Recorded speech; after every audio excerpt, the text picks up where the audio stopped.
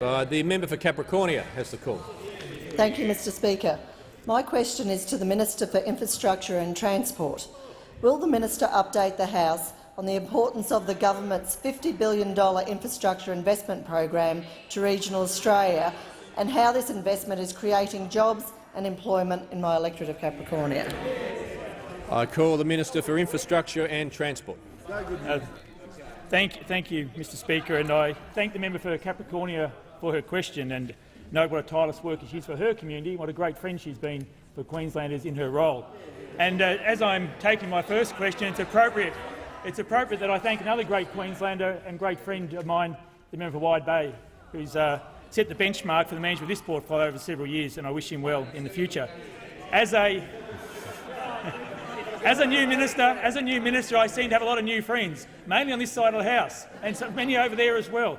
I worried that it was because they thought I was charming, but obviously it's not. It's the $50 billion worth of government's, the $50 billion worth of infrastructure that this government has rolled out and is continuing to roll out in the future.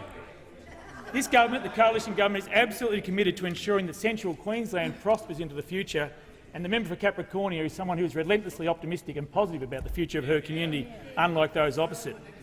We're investing records amount in infrastructure, and the Turnbull-Joyce government is investing $50 billion in the infrastructure of the 21st century. That means better infrastructure, better jobs, growth and prosperity being delivered by the Turnbull-Joyce government. And this is especially the case in Central Queensland. Now, the member for Capricornia asked about federal government projects in her electorate. And on this side of the House, we are concerned about jobs. We want regional communities to prosper into the future, and I know the member for Capricornia is working every day to achieve that in her community. Investment in infrastructure can change people's lives, and in many cases, Mr Speaker, it can save people's lives. Projects in Capricornia under the $50 billion infrastructure plan include Stage 2 of the Yeppan South floodplain project on the Bruce Highway south of Rocky, $29.4 million in roads recovery grants to help local councils fix the roads and streets in 5 shires, $38 million to repair or replace 7 old bridges in Isaac and Rockhampton shires, and $166 million to fix up the Eaton Range section on the notorious Peak Downs Highway west of Mackay. And this is on top of a $20 million infrastructure package announced for Rocky and Yeppoon under the federal government's National Stronger Regions Fund. Now, Mr Speaker, I did mention that infrastructure can save people's lives as well.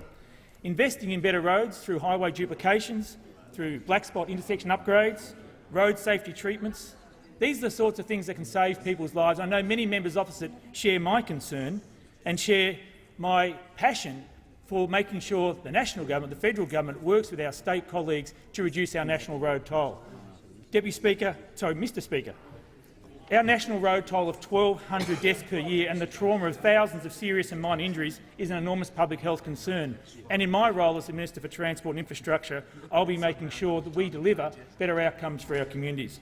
And like the member for Capricornia, I'm proud to be part of this government, which is getting on with the job of delivering better infrastructure and better outcomes for our regional communities.